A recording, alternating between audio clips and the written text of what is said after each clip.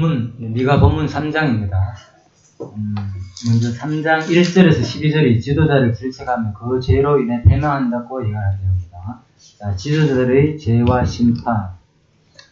지도자들 죄와 심판 내용입니다. 1, 2절부터 5절까지. 거의 이거는 같습니다. 지도자들의 죄와 심판을 거의 3장 이렇게 간단하게 적어놨네요. 일반 성경에서 이렇게 요약한 내용입니다. 1절 이스라엘의 지도자 들으라. 너희는 정의를 실현해야 할 사람들이 아니냐. 잠깐만요.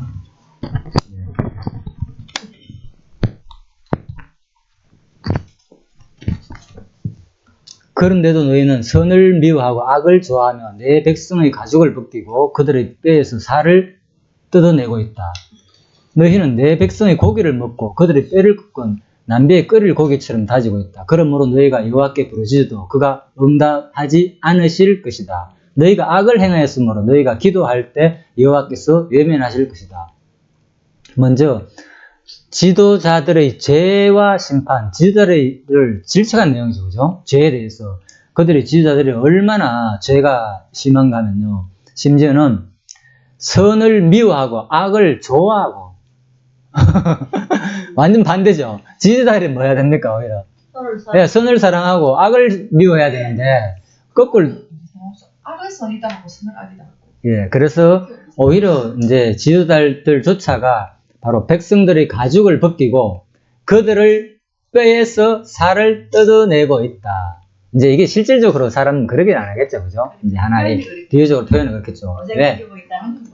원생시키고 세골 많이 내게 하다든지. 그렇죠. 백성들을 지도자들이 이스라엘 지도자들이 백성들을 이 정도로 힘들게 한다는 건데요. 왜? 선을 미워하고 악을 좋아해가 뭘 위해서? 자기의 살이 사욕을 위해서, 그죠? 자기의 이익을 위해서 이만큼 백성들을 힘들게 한다. 가죽을 벗기고 살을 뜯어갈 정도로, 그죠? 이 표현이 아주 그렇죠. 너희는 내 백성이 고기를 먹고, 그렇잖아요. 인육을 먹는다는 말이 안 되잖아요. 그래, 고기를 먹고 그들의 뼈를 꺾어 냄비에 끓일 고기처럼 다지고 있다. 비유 나오네요. 끓일 고기처럼 다지고 있다. 그만큼 백성들을 힘들게 한다는 거죠. 예. 그러므로 너희가 여호와께 부르짖어도 그가 응답하지 않으실 것이다. 너희가 악을 행하였으므로 너희가 기도할 때 여호와께서 외면하실 것이다. 자, 근데 문제는요. 왜 이스라엘 백성들이 지도자에서 이렇게 책망하는가면요. 이스라엘 민족 자체는요. 하나님이 특별히 택한 선민국가예요. 이걸 잊으면 안 돼요. 우리가 지금 생각하는 지도자 정치 이 개념이 아니라니까요. 하나님 왜 굳이 이스라엘 백성들이 지도자 평하느냐. 지금 예수 안 믿는다고 교회에서 주로 성도들을 지도자들 하면 목사나 장로나 집사나 교사나 여러 가지 어떤 교회에서 일하는 지금 직분자들 얘기하잖아요. 근데 우리 정치 사람들을 지도자들 얘기 안 하잖아요. 우리 교회 개념 속에서는. 근데 성경을 볼 때 명심해야 될 건요. 직분자 안에서 이런 개념만 하나님은 나무라는 게 아니고요. 이스라엘 백성 자체가 누구? 하나님의 백성이다니까요. 이게 차이 나는 거예요. 우리 지금 시대하고는. 그렇죠? 이걸 분명히 구분해야 됩니다. 그래야만 이걸 읽을 때 왜 하나님이 일반 백성들한테, 지도자들한테, 정치하는 사람들한테 이렇게 나무랄까? 어떻게 보면 그렇잖아요. 그런 생각도 물론 질문 안 하면 안 되겠지만은 자, 이제 요것도 개념을 정립하는 게 필요하다. 그래서 이 백성을 그렇게 괴롭겠다. 그리고 여호와께서 외면하실 것이다. 5절 또 나오죠. 이번에는 거짓 예언자들아. 예언자들도 마찬가지잖아요. 지도자급이니까 너희는 여호와의 말씀을 잘못된 길로 인도하고 있다. 너희에게 먹을 것을 주는 자들에게는 너희가 평안을 말하고 먹을 것을 주지 않는 자들에게는 좋지 못한 말로 위협하고 있다. 지금 현대 거짓 지도자의 행석은 거의 비슷하죠. 이제 가리키는 자들 주로 그렇잖아요. 그 당시에 가리키는 자들이 구약에 누구였습니까? 선지자 또 제사장들. 예, 그래서 바로 거짓 예언자들이 거의 지금 처형점이 있으려는데 자꾸 가만히 있으면 난 잠잔다고 해서 나 좀 쉬자. 처형점 있잖아.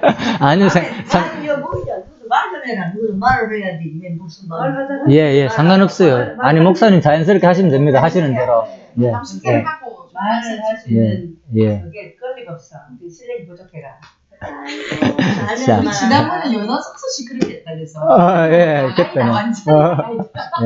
근데 상관없어요. 자, 중요한 것은 여러분들이 지금 이 순간, 나중에 배우려고 하지 마시고요. 어디, 참고로 하려고 하지 말고, 지금 이 순간 하나님 이건 내 말이 아니고 하나님 말씀으로 배우고 있잖아요. 같이 지금.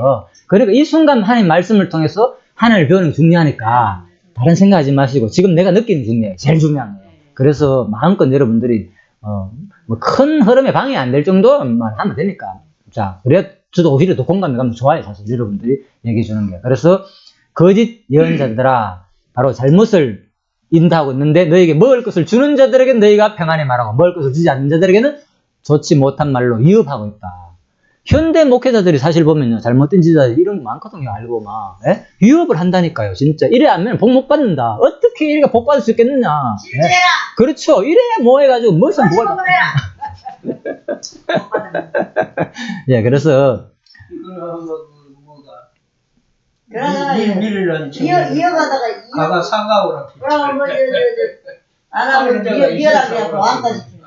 자, 그래서 이제 거짓 지도자들은 주로 자기한테 좋은 얘기들 하는 것은 좋아하죠. 그죠? 사람들이 일반적으로. 그런데 싫은 얘기하면은 또 싫어하고. 그죠? 예, 예. 그래서 특히 또 많은 사람들이 그렇잖아요. 먹을 것을 주는 자들에게는 좋지 못한 말로 이어가고 있고, 먹을 거 주는 사람들한테는 잘 될 것이다. 항상 복을 말하고. 그죠? 아까 얘기했죠? 이게, 그래서 성경 말씀은요, 공의롭게 말씀을 전해야 돼요. 공평하게. 하나님 앞에서, 뭐 여기서도 나중에 공의를 외치지만은, 항상 그, 거짓 지도자의 특성을 우리가 이걸 공부를 할 때, 분명히, 오늘도 뭐 제가 주로 좋은 얘기, 예? 여러분들 저주받을 것이다. 이런 얘기 하면은, 기분 나빠, 모임에 오겠습니까? 그런데 이거는 뭐라니까요? 성경 선지자들은요, 아낌없이 자기 성품을 그대로 사용해가지고 강력하게 외쳤다니까요. 너희들 뭐, 이래 살아가지고는 저주받을 것이다, 망할 것이다. 강력하게 외쳤다니까요. 그걸 여러분들이 들을 수 있는 기가 된다는 거예요. 내 말은요. 그게 진짜 참 선지자라는 거예요.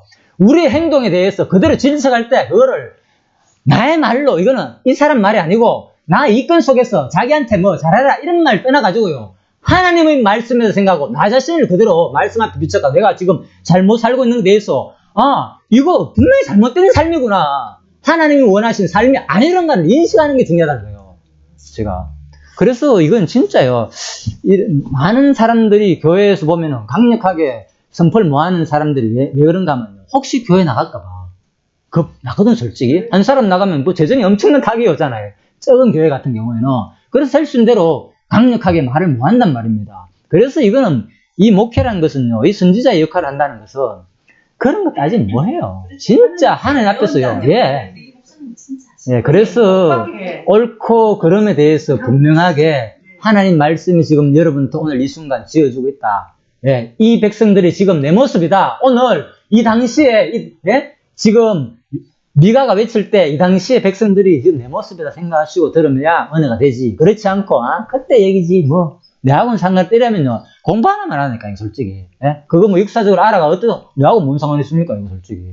그래서, 진짜, 내가 하나님 앞에서 이런 모습을 살구나. 하나님은 지금 선지자로 와가지고 끊임없이 우리한테 외치고 있구나. 그래서 내 잘못된 사람을 돌이키는 그 마음 갖는 게 여러분한테 복이다, 그 말입니다. 이 오늘 말씀을 들을 때, 지금 내가 잘못된 삶을 가지고 있다면, 이 선지자의 말이다 생각하시고, 돌이킨 마음을 갖는 게 진짜 하나님이 주신 지금 그게 하나님이 하게 하신다는 거예요. 작정한 일이고 오늘 이 순간을 통해서 여러분들을 거룩한 성도의 삶으로 이끌겠다는 시간이라 생각하면 된답니다. 이게 그런데 하나님 하게 하신다 그러니까 뭐 언젠가는 하겠지 이렇게 했다가는 평생 가도 뭐해. 언제 하겠습니까? 구체적인 말씀을 통해서 우리를 뭡니까? 감동을 줘가지고 변화시킨다니까요. 그래서 여러분들의 이 말씀을 들을 때 오늘 내 모습, 저도 마찬가지입니다. 이걸 읽을 때나, 전할 때나, 같이 듣잖아요. 제가 이 귀로. 여러분들만 하는 게 아니고, 나도 듣고, 여러분들도 같이 듣고, 같이 생각하면서, 진짜 이것이 내 모습이구나. 하나님은 이것을 싫어하는구나. 이거를 분별할 줄 아는 게 지혜라고 했잖아요. 지혜. 예. 그래서 옳고 그름을 분별할 수 있는 지혜. 예. 자, 그런 여러분과 되기를 바라는 마음에서 제가, 거짓 지도자나, 거짓 예언자들에서 제가 말씀드렸습니다. 너희는 여호와의 말씀을 잘못된 길로 인도하고 있다. 너희에게 먹을 것을 주는 자들에게는 너희가 평안을 말해주고 먹을 것을 주지 않는 자에게는 좋은 말로 이어가고 있다. 그러므로 이런 그 자에게 여호와께서 말씀하신다. 너희에게 태양이 지고 어두운 밤이 닥칠 것이므로 너희가 환상을 보고 미래를 예언하나 점을 치지 못할 것이다. 이제는 그런 잘못된 행동 제대로 못 한다. 그죠? 그런 말이죠. 거짓말에. 미래를 점치는 자들이 다 수치를 당할 것이라. 하나님이 응답하지 않으시므로 그들이 창피해서 자기들의 얼굴을 가릴 것이다. 그러나 여호와께서 나에게 성령과 권능으로 채워주시고 올바른 판단력을 주심으로 내가 이스라엘 백성의 죄를 과감하게 선고할 것이다. 보십시오. 그러나 나는, 미가는 그렇지 않다는 거예요. 과감하게 그 생각하지 않고 옳고 그름에 대해서 하나님께 배운 대로 그대로 선언할 것이다. 자, 그래서 이런 것을 우리가 분별할 수 있는 그 지혜가 필요합니다. 정의를 미워하고 공의를 불삼는 이스라엘의 지도자들아, 들으라.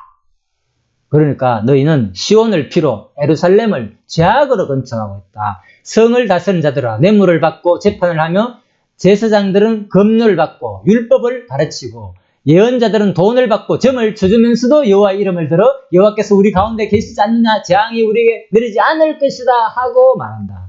똑같죠? 안하고 재물을 받고 재판을 하며 뇌물을 받고 알잖아요. 거의 다 지금도 일어나잖아요. 뭔가 모르게 항상 말씀을 가르칠 때도 마찬가지고 연보 많이 하는 사람은 좋아하고 그렇지 않는 사람은 이제 싫어하고 뭔가 대하는 태도도 인간이 인상 그런 게 있을 수 있잖아요. 그리고 재판장들은 검료를 받고 제사장의 임무가 뭡니까? 말씀을 가르치는 게 아까 임무라 그랬잖아요. 선지자들은 말씀도 가르치고 선포하고 구체적으로 사실 가르치는 게 물론 선지자들도 선지 학교를 구성해가지고, 그죠? 가르치기도 했잖아요. 그죠? 사무엘도 마찬가지고 그런 거 있잖아요. 그죠? 그래서 그런 것도 있지만은, 이게 바로 제사장의 역할도 말씀을 가르치는 역할이 있다. 왜? 검료를 받고 율법을 가르치면 안 되는 거예요. 왜? 제사장들은 뭐 먹고 살기 때문에?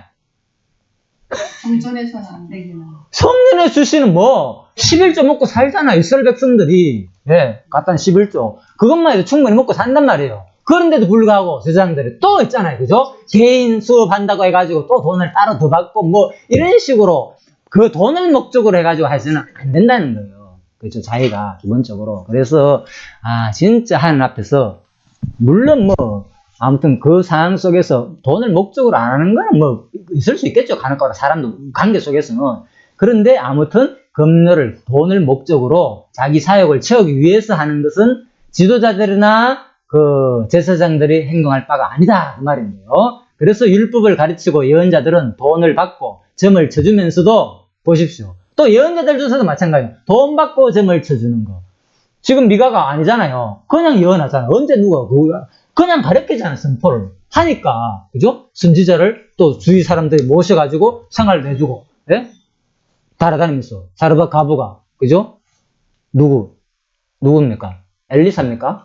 엘리사 선지자를 모시고 그런 거 있잖아요. 그러니까 이건 자연스럽게 따라하는 현상이지. 돈을 받고 내가 예언해줄게. 너 앞으로 엄청 부자 될 건데 솔직히 앞으로 기름이 마르지 않을 정도로 부자 될 건데 네 빚 답박할 거야.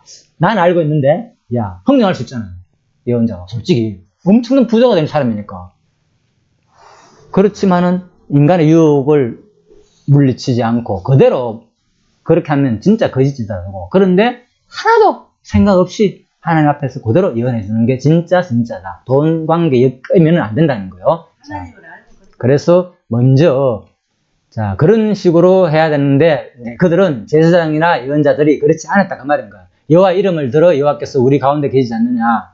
바로 재앙이 우리에게 내리지 않을 것이다 하고 말한다. 심지어는 또 거꾸로 말한다는 거예요. 그래서 이것을 여러분들이 분별할 수 있다. 아무튼 돈하고 관계해가지고 이것은 그 사람의 그 삶을 잠시만은 모른다니까. 우리 솔직히 그죠? 오래 겪어봐야 되고 진짜 오랫동안 겪어봐야만 이 사람이 진짜 그죠? 올바른 사람이구나. 처음엔 몰라요. 근데 마지막 은퇴할 때 목사님 예언했잖아요. 그 은퇴 전에는 자기 재산 다 값어치고 대단한 목사다. 그죠?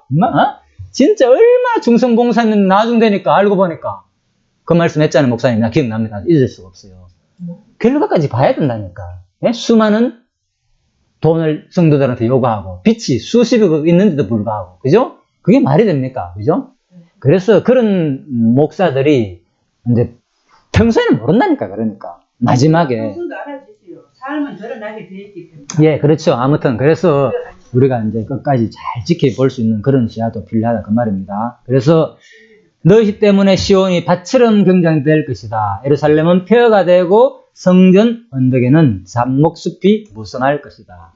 근데 이것도 안 맞잖아요. 왜? 지도자의 잘못 때문에 누가 시온이 밭처럼 경제될 것이냐. 예. 그리고 밭처럼 경제된다는 말, 이거 지금 강의를 하고 있다는 거야, 지금. 빨리 읽고 가게 되놓고. 자, 넘어가겠습니다. 이거 아시겠죠? 무슨 말인지. 예루살렘 폐허가 된다. 아무튼 지도자 때문에 그러겠다. 그 말입니다. 자, 4장에서 5장입니다. 선민의 회복을 예언하는데. 자, 그럼 본문에서는 좀 그냥 안 하면 되니까, 그죠? 자, 어차피 같은 내용이니까. 4장. 예루살렘의 최후의 승리 장면입니다. 이제는, 자, 4장 내용은 회복된 백성이 미가를 쳐 탈취물을 회복된 백성이 대적을 쳐 탈취물을 드린다고 예언한 내용입니다. 이제 회복 내용입니다. 4장, 5장은. 지금까지는 막 패망 내용. 그러니까 선지서가 특색이 거의 비슷해요. 구조가. 앞부분은 패망 내용, 뒷부분은 회복 내용. 왜? 그냥 우리가 선지서를 어렵다 생각하면 진짜 어려워요. 그러니까 그것은 어려운 이유도 특히 아까 전에 왕들과 관계된 역사, 그죠? 그 당시 배경을 잘 모르게 어렵고, 그래서 그냥 도표 그려놓고, 이 시대는 어느 시대구나. 그런 거 보면은 그렇게 어렵진 않아요. 선지서가 생각보다는. 그래서 여러분들이 진짜 어려운 거는 신학적인 그런 부분이 오히려 신약이 더 어려울 수 있어요. 따지고 보면. 그래서 여러분들이 좀, 너무 어렵다는 생각을 좀 덜지 보시고요. 자, 그래서 선지서는 간단하다. 앞부분도 다 패망이고 뒷부분 회복 내용이다. 이것도 미가서도 마찬가지로 구성됐다. 그 말입니다. 그래서 선민의 회복된 예언이 4장, 5장이다. 4장은 예루살렘의 최후 승리. 예루살렘이 이제 결국은 회복된다는 거, 최후로 승리한다. 그 말이겠죠. 자, 1절.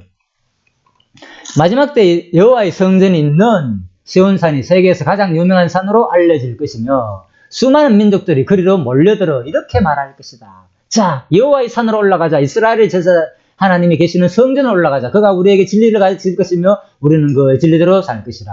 이것은 율법이 시온에서 나오고 여호와의 말씀이 예루살렘부터 나올 것이기 때문이다. 3절. 그가 많은 민족을 심판하고 강대국 간의 분쟁을 해결할 것이다. 사람들이 칼을 두들겨 보습을 만들고 창을 들고 낫을 만들 것이며 나라끼리 전쟁을 하거나 군사훈련을 받는 일이 다시는 없을 것이다. 완전한 회복을 말하는 거죠. 그죠? 그래서 여기에 대한 얘기는 여러 가지 논쟁이 있습니다. 역사적인 회복이냐, 아니면은 종말적인 회복이냐, 그러면은, 그렇죠? 신약시대 회복이냐, 여러 가지, 제가 여러 강의를 들어봤는데, 이제 또 책도 마찬가지고, 여러 해석이 다양합니다, 이 부분은. 자, 그냥 참고하고 넘어갑니다. 자, 그래서 여러분들이 강의 듣고 나름대로 그건 정하시면 되고요. 모든 사람들이 자기 포도원과 무화과 나무 아래서 평화롭게 살 것이며 아무도 그를 두렵게 할 자가 없을 것이다. 그것은 전능하신 하나님께서 약속한 일이기 때문이다. 회복됐기 때문에 그렇겠다. 그 말입니다. 모든 민족이 다 자기들의 신을 믿고 의지할 것이나 우리는 우리 하나님 여호와를 영원히 믿고 의지할 것이다. 자, 회복 내용이죠.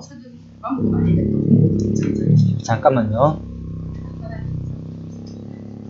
자, 6절입니다. 여호와께서 말씀하신다. 내가 벌할 백성 곧 포로로 잡혀가서 병들어 절며 고통당하는 자들을 내가 모을 날이 있을 것이다. 그들이 절며 고고를 멀리 떠났으나 내가 그들을 남은 자들과 함께 새 출발을 하게 하겠다. 그들은 큰 나라를 이룰 것이며 나는 그 날부터 시온산에서 그들을 영원히 다스릴 것이다. 이스라엘 백성의 망대와 같은 예루살렘아, 네가 이전처럼 회복되어 다시 이스라엘의 수도가 될 것이다. 예, 다시 결국은 예루살렘과 이스라엘이 회복될 것을 예언하는 내용입니다. 자, 그래서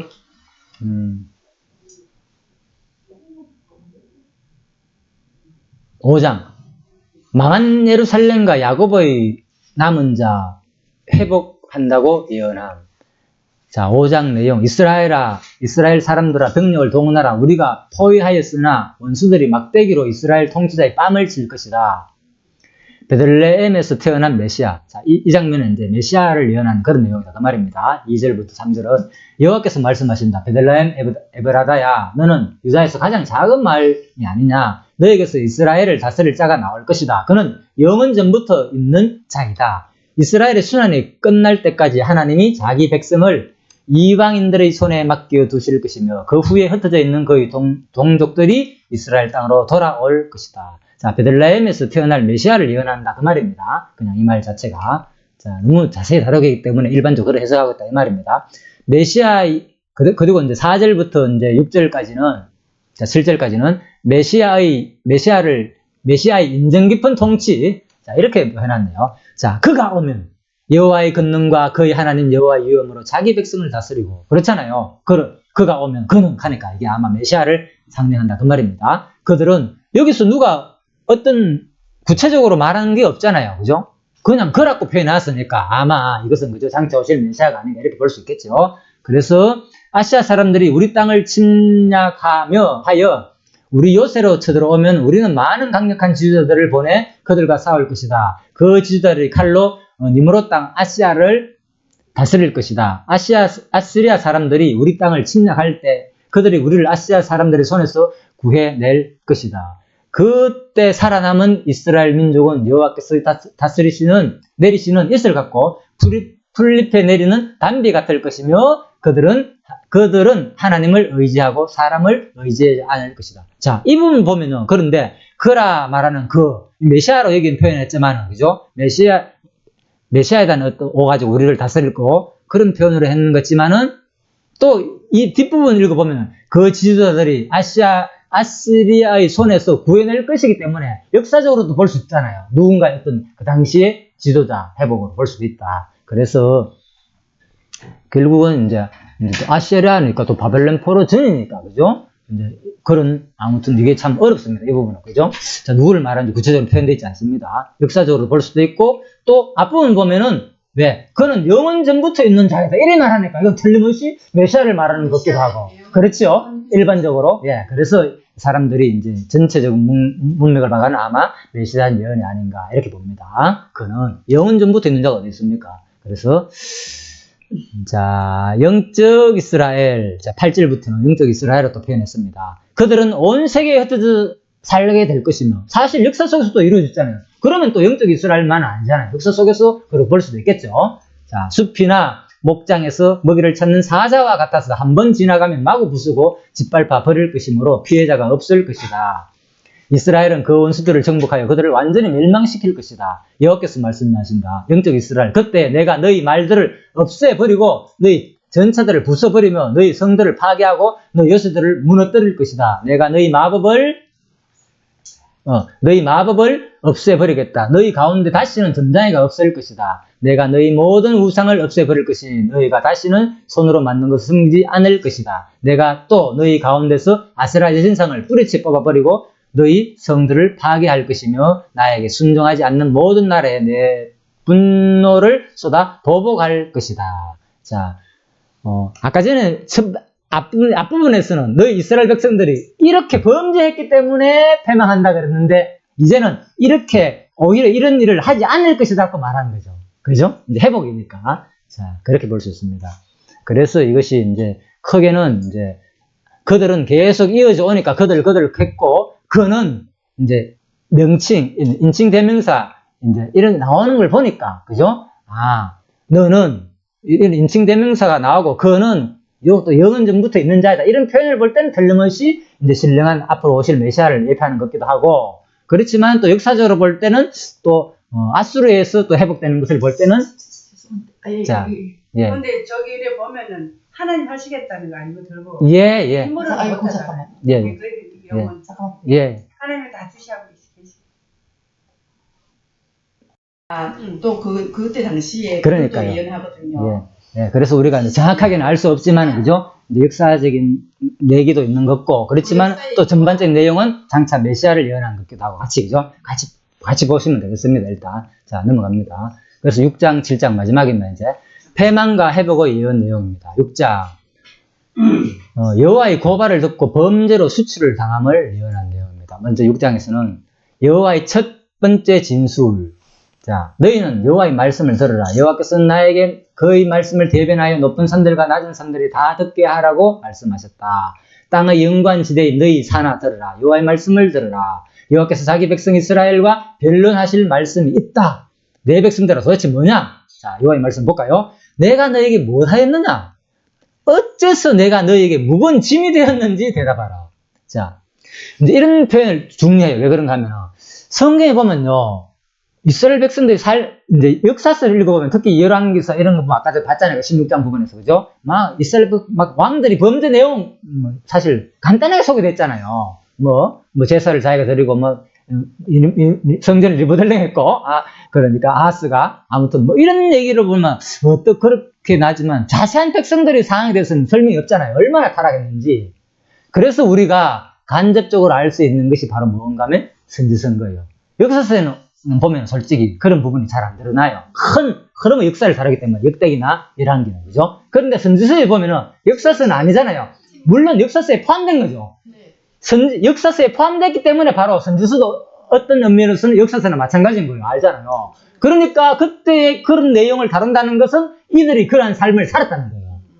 그렇다면 얼마나 이들이 구체적으로 하나님을 이렇게 불신하고 배반하는 행동을, 삶을 살았구나를 선지서를 통해서 알 수 있다, 그 말인 거예요. 그래서 우리가 읽을 때 더 구체적으로 우리 모습이 선지서에 확 드러난다는 거예요. 오히려 역사서보다는. 자, 내 백성들아, 내가 너에게 무엇하였느냐? 어째서 내가 너에게 무거운 짐이 되었나? 이런 표현 자체가 이스라엘 백성들이 알게 모르게 하나님 자체가 짐이 됐다는 거예요. 싫다는 거예요. 뭔가 모르게. 왜? 하나님 율법 싫다는 거예요. 그런 것도 행동, 우리 귀찮다. 그래서 말라기에 보면 표현하잖아요. 너무 우리 고달프다, 힘들다, 그거 번거롭다, 제사 드리는 거 맨날마다 11조 하는 것도 마찬가지고, 그죠? 이스라엘 백성들 그 표현한다니까. 하나님 자체가 짐이라는 거예요. 왜 우리 민족을 이렇게 끌어와가지고 율법을 줘가지고 우리 이렇게 부담스럽게 살게 하느냐고. 우리 삶 자체가. 그런데 그들이 우리도 마찬가지인 거예요. 지금 솔직히 성경대로 안 살아 같으면 예수 믿고 천국 가는데 성경대로 살지 말아 똑같이 세상대로 살아가면 얼마나 좋겠습니까? 우리가 솔직히 인간적으로. 안 좋죠. 아니 어떤 의미로서는 왜 술도 마음대로 먹어도 되고, 그죠? 마음껏 하고 싶은 거 똑같이 한다면은 그 생각 가질 수 있잖아요. 어떤 의미로서 사람들이 솔직히 죄도 안 될 것이고 세상 사람들처럼. 알겠죠? 그래서 바로 사람들이 짐이라고 생각할 수 있다니까, 교회 다니는 것이. 이때 모습이나 우리들이나 뭐가 다르냐, 그 말인 거예요. 은혜가 떨어지면 그래. 예. 은혜가 떨어지면 그렇죠. 은혜가 넘치면 감사합니다, 기쁘고. 네. 그런데 어떤 무슨 일을 했을 때 그 두 주인을 모시면은 힘들고, 막 한 집에 모시면 엄청 예. 못 살아. 그래서 이제 제가 이제 그걸 은혜 말씀드리기보다는요. 떨어지면 그래. 교회도 하기 싫고, 찬양도 하기 싫고, 기도도 하기 싫고, 은혜가 넘치면 아이고 감사합니다. 그래서 핵심은 바로 이겁니다. 우리가 왜 짐으로 생각하는가 하면요. 4절 볼까요? 나는 너희를 이집트에서 인도해내 종살이하는 땅에서 너희를 구출하고 모세와 아론과 미리암을 보내 너희를 인도하게 하였다. 내 백성들아, 너희는 모압 왕 발락이 너희를 해하려고 계획한 것과 보르의 아들 발람이 너희에게 대사한 것을 기억하며 또 시뜸에서 길갈로 갈 때 일어난 일을 기억하라. 그러나 나 여호와가 너희를 위해 행한 의로운 일을 너희가 깨달으라. 너희는 오히려 뭡니까? 시딤에서 일어나니까 언능까지 했지 않느냐는 거예요. 그죠? 그런데도 불구하고 하나님께서 너희를 어디까지? 바로 길갈로, 시딤에서 길갈로 갈 때 일어난 일을 기억하라. 길갈이 어딥니까? 요단? 서쪽 땅이죠. 서쪽 땅. 건너가지고. 쉽게 말해가지고. 그렇게 너희가 시딤에서 뭐 했는데도 불구하고 하나님을 불신하고 이방 음란하고 행음하고 그런데도 했는데도 불구하고 나는 어디까지 인도했다고? 바로 약속한 가나안 땅까지 인도했다, 그 말인 거예요. 나 기억하라. 그러면 나 여호와가 너희를 위해 행한 의로운 일을 너희가 깨닫게 될 것이다. 예. 그런데 바로 애굽에서 너희가 왜 나를 무거운 짐으로 생각하는 줄 아느냐? 모르기 때문에 하나님에 의해 가지고 너희들이 구원해준 나를 잊어버렸기 때문이다, 그 말인 거예요. 애굽에서 종살이하던 너희들을 구원해가지고 어디에? 내가 율법 줘가지고 그것도 너희 부담 주게 산 것도 아니고 이제는 그런 삶 살지 말고 하나님이 주인이니까 하나님 기억하라고 율법을 줬는데도 불구하고 너희들은 그걸 부담으로 생각한다는 거예요. 애굽에서는 뭐 했습니까? 마음껏 안식일날 쉬지도 않고 계속 일했고 그렇게 살았지 않느냐. 그런데 내가 가나안 땅 인도하면서 이제는 율법을 줘가지고 안식일을 반드시 살아라고. 그것이 부담이 있냐? 너희를 죽이는 행위가 아니었다는 거예요. 오히려 너희에게 살리는 복이었지 않느냐. 그리고 너희들이 뭡니까? 애굽에서는 너희들이 뭡니까? 마음껏 너희들이 너 하고 싶은 대로 이방신을 섬기고 그렇게 살아가지고 진짜 전능한 하나님을 몰랐는데 내가 너희 옷 입는 것부터 구별해가 입으라 갔지 않냐. 술을 달고 그죠? 옷도 섞어도 안 되고 그렇게 내가 한 이유가 뭐인 줄 아느냐. 진짜 너희는 그렇게 일반인들로 똑같은 생활의 문화에 젖어 살게 되면은 너희들은 다시 뭐 이방인들이 섬기는 그런 문화를 다시 접하게 될 것이고 그 삶을 살게 될 것이다. 그래서 내가 생활조차 옷 입는 것조차도 내가 만들어 가지고 이렇게 살면서 뭐 하는 거 애굽에서 인도한 그 전능자 하나님을 기억하기 위해서 준 거라는 거예요. 그것이 너에게 뭔 그래 짐이 되었는 거예요. 뭔 짐이. 그걸 그렇게 살아야만이 뭐 하나님이 전능하신 우리를 구원하신 영원히 종살해야 할 민족을 구원한 그 하나님을 기억하게 된다는 거예요. 그래서 우리가 지금 이렇게 성도의 거룩한 삶을 사는 게 성경에서 말하는 이렇게 그 성도의 거룩한 삶을 사는 것이 결코 뭐 부담이나 짐이 아니라는 거예요. 진짜 영원한 행복을 주신 하나님께 대한 그죠? 감사의 그 감사를 기억하는 방편이라는 거예요. 바로 성경에서 말하는 것은 오히려. 그래서 이걸 모르기 때문에 사람들이 차라리 뭐야 그냥 마음껏 놔두고 마음껏 내 죄도 마음껏 짓고 일반인들처럼 술도 먹고 마음껏 뭐 하고 싶은 거 온갖 짓 다 하더라도 하나님께서 나 죄라고 인정 안 하면 얼마나 좋겠나. 그것은 착각이라는 거예요. 예. 어떻게 보면 그게 맞는 것 같은데 진짜 한번 생각해보라. 그 삶은 뭐였느냐? 그러한 삶들은 뭐였다고요? 애굽에서의 영원한 애굽에서의 종살이 삶이라는 거예요. 그것은 예, 그것은 종된 삶이고 그것은 뭘 말하느냐? 애굽의 삶은 영원한 지옥의 삶이다 그 말인 거예요. 불신자의 삶이고.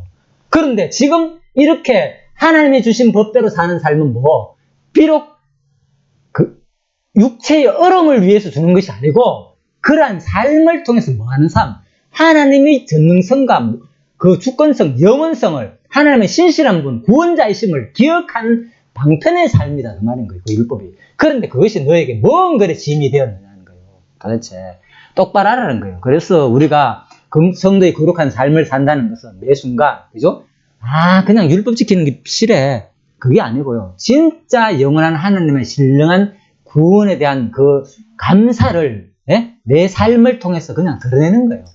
이스라엘 백성들이 뭡니까? 애굽에 와가지고 애굽에서 나왔을 때 뭐 했어요? 하나님을 찬양했잖아요. 찬양하면서 가나안 광야에서 뭐 했습니까? 광야에서 찬양의 결과가 나온 게 뭐였어요? 너희들 그때 가지고 나온 뭐 전부 다 검은 보화 한 모아봐라. 뭐 구약 당시에 광야에서 뭐 성전이 아니고 성막 짓기 위해서 할 때 어땠어요? 결과가 넘쳤잖아. 이게 그만 가져오라 그랬잖아요. 아시겠지? 그게 왜 그렇게 됐습니까? 그게 바로 하나님을 눈으로 목도했기 때문에 살아계신 하나님을 진짜 목도했기 때문에 그들은 눈으로 보면 죽어요. 그런 건 아니고 진짜 하나님 능력을 얼마나 맑았습니까? 그들이. 그러니까 그런 삶이 나왔잖아요. 나의 모든 가진 거 이거 누구 거? 내 거 아니잖아요. 누가 하나님이 이스라엘 애굽 사람들의 마음을 감동해가지고 주겠다니까요. 그냥 요구하니까 다 줬는 거라. 그러니까 나중에 생각하니까 이게 무슨 일이지? 막 쫓아갔잖아요. 다시 뺏으려고. 인력도 뺏으려고 갔고 군인들도 마찬가지고. 그게 다 하나님 주신 거라는 거예요. 그러니까 내 것이 아니니까 당연히 필요한다 그러니까 다 내놨잖아요. 하나님 위한 삶 살고 싶다니까.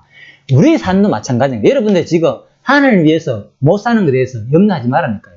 핵심은 뭐냐? 내 삶을 목적을 두지 말고 1차적으로 하나님이 살아계신다는 거, 이스라엘 백성처럼 눈으로 확인하는 거.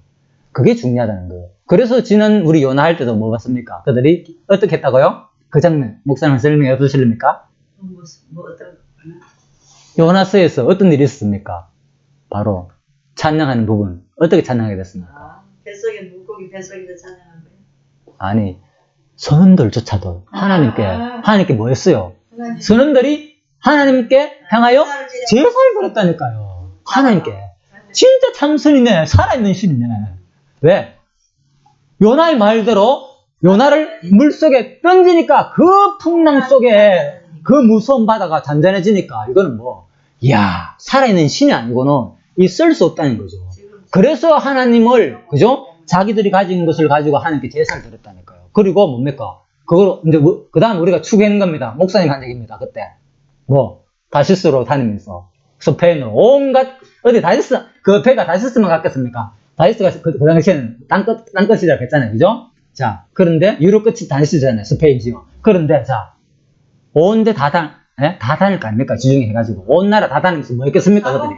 정도를 하는 그때 뭐 야, 우리 뭐 봤다. 진짜 신 봤다, 진짜 신. 우리가 믿는 신은 아니었다. 진짜 하나님을 만났다. 그분 섬겨야 된다. 그 확신이 나온다니까요. 그래서 여러분 이 공부하는 목적도요. 다른 거 없어요. 하나님이 살아계신다는 거, 존재 확정, 이게 제일 중요해요. 예, 여러분 수십 년 동안 다녔지만 교회 다니고 연륜이 중요한 것도 아니고 내가 공부 얼마나 많이 했느냐 물론 다 무시하는 거 아닙니다. 중요한데 진짜 가장 근본은 진짜 하나님은 신중의 신이고 살아계시다는 거. 이거 일상에서 그 믿는 것만 좀 중요한 게요. 믿는다는 건요 일상에서 인정하는 거예요. 바로 옆에 하나님은 편지하시다는 거, 항상 있다는 거. 옆에 이 풍랑 가운데도 존재하시고 지금 이 순간도 옆에 계시고 있고, 예, 그 하나님을 보는 거예요. 내가 눈으로 확인하는 거. 우리 일상을 통해서. 왜? 역사 자체가 누구의 섭리이기 때문에. 하나님이 주관하기 때문에. 자, 그리고 또 하나는 일상에서 보는 거고. 그 다음에 구체적으로. 그런데 일상을, 역사를 주관하신 하나님이 어떤 분이라는 거. 그게 속성이잖아요. 와, 하나님은 이렇게 보여주시네. 자기 존재를. 이런 능력으로 보여주시네. 전능성으로 보여주시네. 주권성으로 보여주시네. 자비성으로 보여주시네. 오만 속성을 통해서 공의로 보여주시네. 내 죄에 대해서 엄격하게 바로 징계를 하시네. 그거 전부 다 하늘 보는 시야라니까. 예. 내가 잘못해서 다쳤을 때, 아이고야, 오늘 재수없게 말이야. 이게 아니라니까요. 사랑하신다니 뭐 했어요? 하나님이? 징계 주신다고 했잖아요. 그때 택배라면 그렇게 하는 게 맞잖아요. 말로만 뭐 사랑하신다. 그러면 사랑하는 자 아니지, 그러면. 그때 하나님 주신 징계라고 안 본다면. 맞잖아요. 우리가 그렇게 볼 수 있단 말입니다. 그래서 죄에 대한 형벌이 아니고 하나님이 뭔가를 어떤 일이 일어났을 때는 내 지금 삶의 속에서 어떤 일이 일어났을 때는 분명히 자기 존재를 계시하신다는 거예요. 그 속성 가운데서 공이나 징계나 여러 가지 일들을 통해서 그때 그거를 보면서 진짜 하나님을 인정하고 그 하나님의 전능하신 그런 분을 뭐하며 그때 찬양하자는 거예요. 그게 목적이라는 거예요. 그때 찬양하는 게. 자, 그래서 우리가 바로 이 부분도 바로 하나님을 이렇게 구체적으로 모르면요, 그냥 오해를 하게 된다는 거예요. 전부 다, 그죠? 바로. 그래서 구체적으로 하나님이 드러나는 것은 우리가 얼마나 잘못했고 이런 것들이 구체적으로 드러나는 게 선지서다. 그 역사 속에 읽어보면 그것이 나온다는 겁니다. 그리고, 아무튼 7장 가서 마칩시다. 그래서, 자, 두 번째 진술, 여호와의. 자, 그리고 난 다음에 또 하나님께서 말합니다. 자, 예루살렘 사람들아, 여호와께서 너희 성을 향해 외치는 말씀을 들으라. 자, 여호와가 무슨 말씀을 하는지 들어봅시다. 여호와를 두려운 마음으로 섬기는 것이 참지혜이다. 너희들, 제 말씀 드렸죠. 그러니까 하나님을 두려워해야 되는데 하나님 존재한다면 생각해 보시죠. 여러분, 지금 이 순간에 하나님을 우습게 알기 때문에 지금 내 육신의 소욕에 빠진 거예요. 솔직히 지금 하나님을 우습게 알기 때문에 하나님을 우습게 알기 때문에 그 죄에 대한 하나님을 인정하지 않고 죽으면 어떻다고요? 지옥가가 고통을, 그 엄청난 고통을 상상을 못하기 때문에 그런 거예요. 쉽게 말해가지고. 하나님이 얼마나 무섭고 하나님이 전능하신 분인가를. 그냥 하나님을 자비로만 생각하는 거예요. 쉽게. 자비로만 생각하니까 안 좋은 것은 뭡니까? 하나님 용서해 주겠지 하면서 계속 죄짓고 있어. 그냥. 죄된 생활하고 있어. 옛 모습을 버리지 못해. 뭐 때문에? 하나님 다 작정했는데 뭐. 나 구원해 주시겠지. 택한 백성이라면. 알겠죠? 물론 맞아요. 그 말은 원리적으로. 원리적인데 내가 그런 삶을 거기에서 벗어나지 못하는 것은 뭐? 바로 여호와를 두려워하는 마음으로 섬기는 것이 참죄인 걸 모르기 때문인 거예요. 이게 뭡니까? 마지막 성경 신학에서 말하는 건 항상 강론집에 나오는 게 뭡니까? 이런 하나님을 알고 언약대로 이루신 여호와를 알고 뭐라고요? 하나님을 그분을 경외하고 섬기는 것이다. 경외가 뭡니까? 바로 두려운 마음으로 섬기는 것이 경외잖아요. 이게 참 지혜다니까요. 이게 참 지혜. 지혜. 물론 지혜라는 것은 그죠? 예. 하나님이 하신 창세전에 작정한 일을 그죠? 내 범사에 그 언약하시고 그 범사에 이루는 것을 아는 것이 지혜죠. 그죠? 예. 뭐가 옳고 그른지를 구별할 수 있는 마음의 상태가 지혜인 거지. 그죠? 자, 재치 있는 마음의 상태가 지혜라 그러잖아요. 잠언서에서. 자, 10절. 악인들의 집에는 아직도 성 안에 있는 모든 사람들 들으라. 너희를 매로 치기로 작정한 자가 누구냐? 보시죠. 하나님의 공의성을 막 드러내잖아요. 두려워하라, 하나님을. 예. 하나님 한다는 거예요. 악인들의 집에는 아직도 부당하게 모은 재물이 있지 않느냐. 그들은 저울을 쏘여 있거든. 저울의 눈금이나 추를 속이는 자들은 내가 용서할 수 있겠느냐. 보십시오. 너희 부자들은 가난한 자들을 착취하고 너희 주민들은 다 거짓말하는데 익숙하여 그 혀로 진실을 말할 수가 없다. 그래서 내가 너희를 쳐서 상하게 하고 너희 죄 때문에 너희를 처량하게 할 것이다. 너희는 먹어도 배부르지 못하고 속이 항상 비어 있을 것이며 너희가 아무리 많은 물건을 갖다 쌓아 놓아도 그것이 보존되지 못하고 전쟁으로 다 없어질 것이다. 그때나 우리 때나 보면 되는 거예요. 우리 때도 한목에 날릴 수 있잖아요. 평생 모은 재산. 예, 사고 날 수도 있고 망할 수도 있고 뭐 잘못할 수도 있고 하나님이 공의성을 막 드러내는 거라니까. 그때 그걸 보자는 거예요. 핵심은. 예, 말로는 하나님 인정한다 하면서 그때 당신이 그때 그거 투자 안 하라했으면 내가 안 했지. 예, 서로 싸우고 있다니까. 예수 믿는 사람끼리. 아시겠죠? 그러니까 우리가 시야를 바꿔야 된다니까. 하나님을 인정한다는 거예요. 진짜 도대체 뭘 믿느냐고. 말로는 믿는데 뭘 믿느냐고. 일상의 범사를 주관하신 그 하나님 믿는 게 진짜 하나님 믿는 믿음이라는 거예요. 자, 너희는 그래서 먹어도 배부르지 않고 갖다 놔도 쌓아도 보존되지 못한 것이다. 15절 너희가 씨를 뿌려도 주사하지 못하고 기름 짜도 그 기름을 사용하지 못할 것이며 포도주를 만들어도 그것을 마시지 못할 것이다. 너희는 오므리와 그의 아들 아합의 악한 행위를 본받아 그대로 행하고 있다. 보십시오. 얼마나 신랄하게 지적하고 있는지. 이렇게 하고 있다는 것입니다. 그러므로 내가 너희를 파멸시키며 온 세상의 조석거리가 되게 하겠다. 너희를 보는 자마다 비웃고 조롱할 것이다. 자, 7장 하고 쉬도록 하겠습니다. 1장으로 끝나네요. 미가 7장. 예루살렘 회복 때 보수를 약속하며 하답함을 정언하며 이스라엘의 두 번째 응답. 자, 이렇게 본문을 어느 정도 했기 때문에 이제 강론집에서는 큰 강론집에서 말하는 신학적인 의미만 정리하면 되겠죠. 그죠? 본문은 안 할 겁니다. 물론 뭐 주소까지 하면 진짜 시간이 많이 가기 때문에. 자, 7장 1절에 20절. 이스라엘의 두 번째 응답. 자, 정말 내 신세가 처량하게 되었다. 이제 이스라엘 백성들이 표현입니다. 미가가 표현합니다. 대신에 정말 내 신세가 처량하게 됐다. 나는 주습때가 지난 후에 포도와 무화과를 따르는 사람과 같아서 먹을 포도송이도 없고 내가 갈망하던 처음 익은 무화과도 없어지고 말았다. 그래서 이와 같이 착하고 정직한 사람이 다 세상에서 사라지고 살인자들과 자기 형제를 해치려는 사람들 뿐이다. 이스라엘 백성들이요 처음 익은 그 무화과를 얼마나 기른 줄 압니까? 뭔 말인가 하면 나중에 얘기합시다. 모두 악을 행하는데 익숙하여 관리들과 재판관들을 뇌물을 요구하고 부자들은 사리 사욕을 채우기 위해 그들과 결탁한다. 그들 중 가장 선한 사람도 찔려갔고 가장 정직한 사람도 다시 울타리 갔구나. 바순과 같은 예언자들을 통해서 하나님이 그들에게 경고하신 대로 형벌의 날이 다가왔다. 이제부터는 너에게 혼란이 있을 것이다. 너희는 이웃을 믿지 말고 친구를 신뢰하지 말고 너희 품에 누운 아내에게도 말을 조심하라. 얼마나 너희들이 신세가 처량하게 된다는 거. 그죠? 하나님께서 자 심지어는 이웃도 믿지 말고 친구도 믿지 말고 누구까지? 옆에 있는 아내조차도 말을 믿지 말라는 거예요. 아들이 아비를 멸시하고 딸이 어머니를 대적하고 며느리가 시어머니를 대적하니 사람의 연수가 자기 집안 식구니라. 그러나 나는 여호와를 우러러보며 내 구원의 하나님을 바라보겠다. 자, 이 장면 하니까 어디 생각납니까 지금? 맞죠? 예수님께서 가르친 말씀. 말하거든. 예. 그러니까 바로 아까 전에 설명드렸죠. 앞부분에서 구약의 선지자들이 가르치는 모든 가르침은 장차 누가 뭐 하실 것이라는 내용의 말씀? 예수님께서 그 다음에 설명해야죠. 참 선지자로 오실 예수께서 가르칠 것에 대한 말씀이다. 예, 선지자로서의 가르침이다.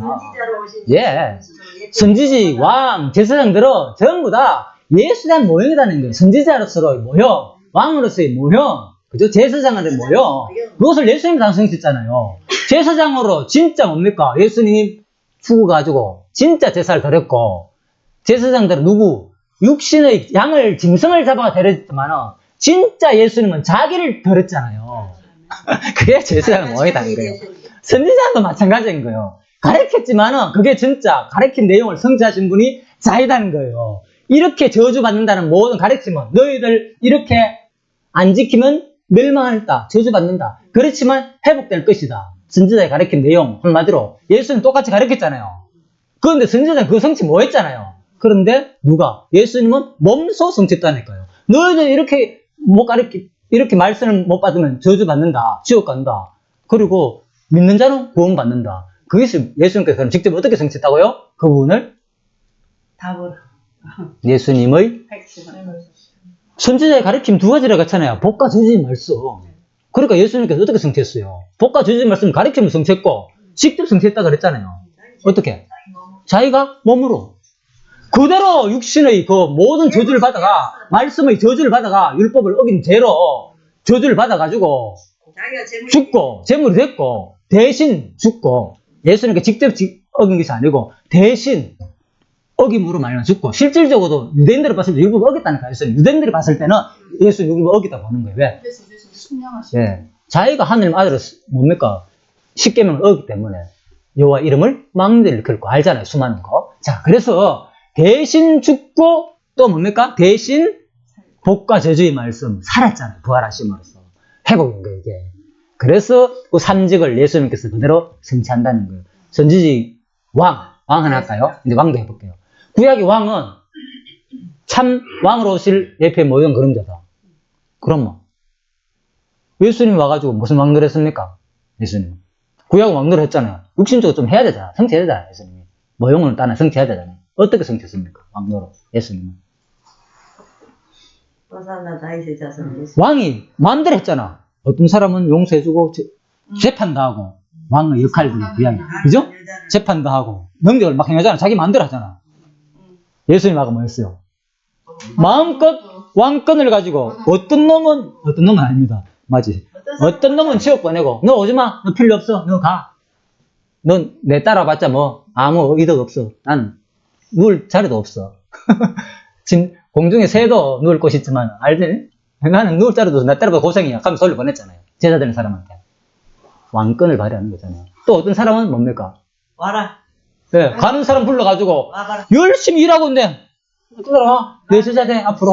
나를 위해 살아. 따라와. 사람 낳는 어부가 어부가 되게 한다. 이게 뭡니까? 완전 왕이 하면 백성들은 따라야 되잖아요. 예수님께서 와가 완전히 다 했잖아요. 알겠죠? 그리고 심지어는 예수님께서 만물을 다스렸다니까. 만물을. 풍랑을 다. 풍랑을 다스리고 바다를 잠잠케 하고 심지어 물고기를 다스리고 무화과 나무를 다스리고 안 한 게 어디 있습니까? 모든 거. 죽인 자를 살리고. 자, 그런데 이거는 육체적인 모형으로 성취했고 그 다음에 진짜 성취는 온전히 자기가 성취했다고 했잖아요. 어떻게?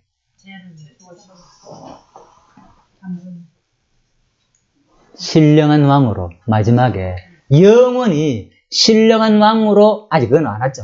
신령하러 오실 최후 종말의 심판권을 가진 왕으로 오셔가지고 모든 음부의 권세를 물리치시고 왕노릇 할 것. 우리 택한 자를 완전히 사망문세를 죽이시고 완전히 최후로 왕노릇 할 겁니다.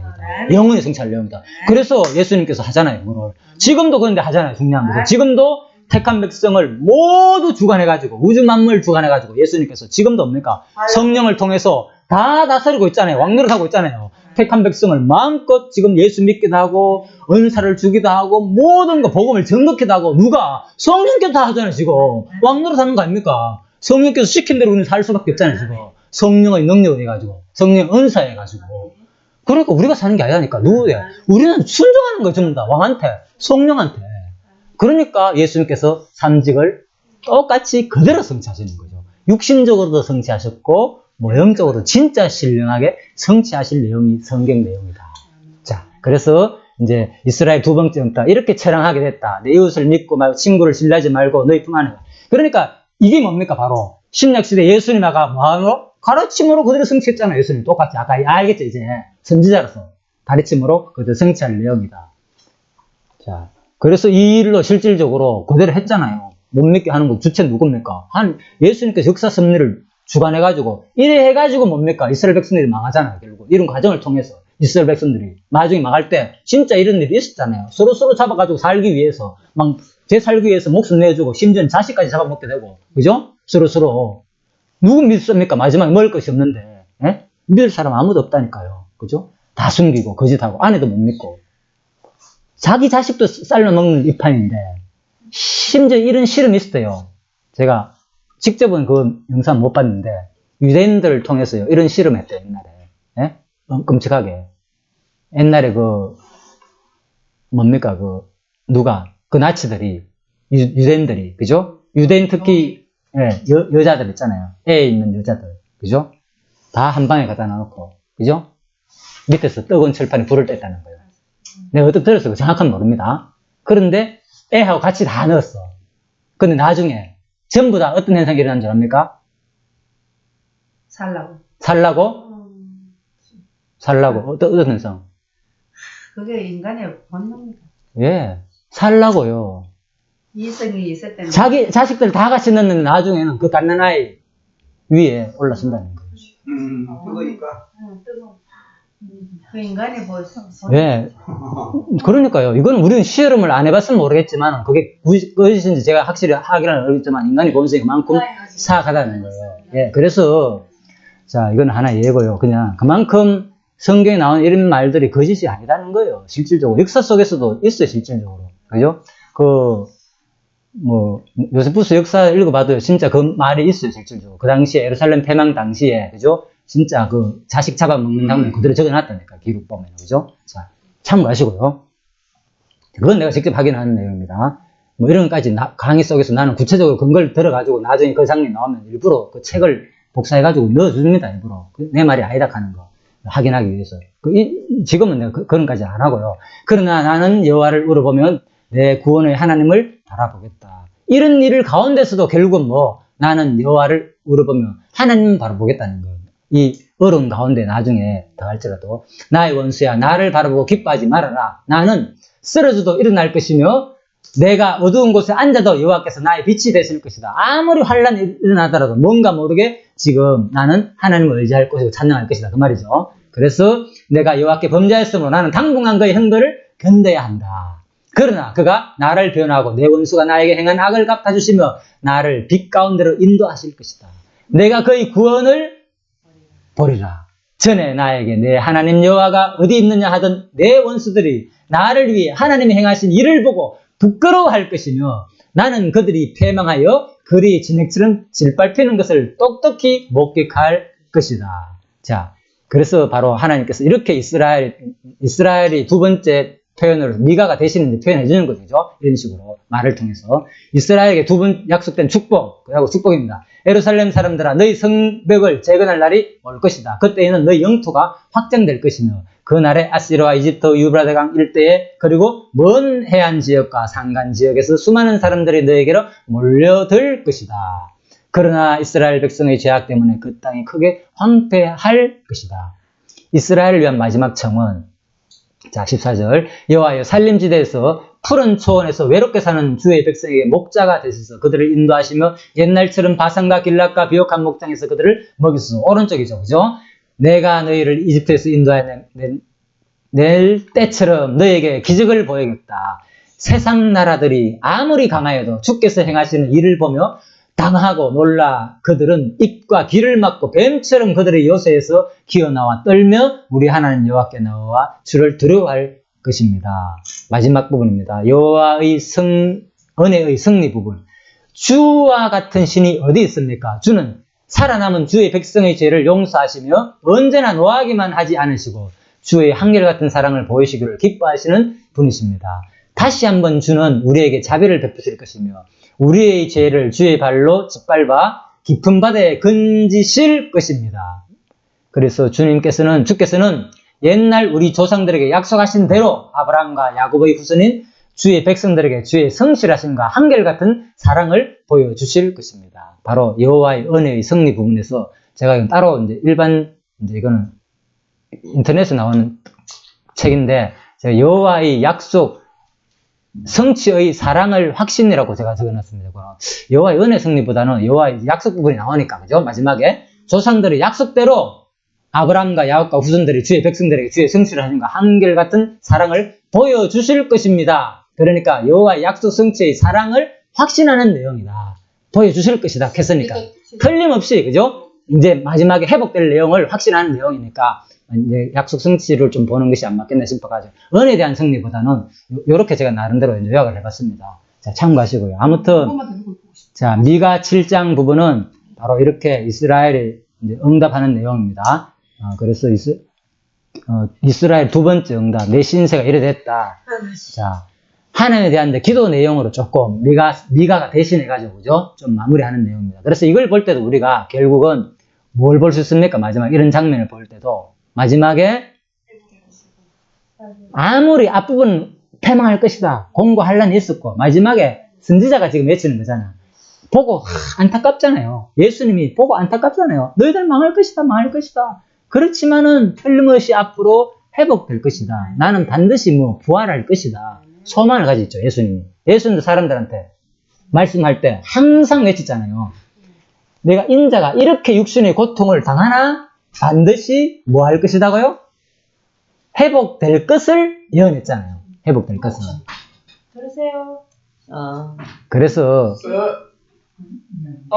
이거 5분대로 끝납니다. 예, 그래서 바로 마지막에 이제 바로 여호와의 은혜의 승리 부분, 여호와의 약속 성취의 사랑을 확신하는 이런 이제 미가의 선포 내용은 그죠? 틀림없이 그 모든 선지자의 기원이나 그 시편에서 기원하는 내용들은 다윗이 하나님께서 구원할 줄을 기원하는 내용이나 그죠? 선지자들이 외친 모든 내용들은 장차 누가 가르치실 내용? 예수님께서 가르칠 선포의 말씀과 예수님께서 기원할 내용, 예수님께서 어려운 가운데서 회복될 것을 확신하면서 강구하는 내용, 기도의 모습으로 보면 되겠죠.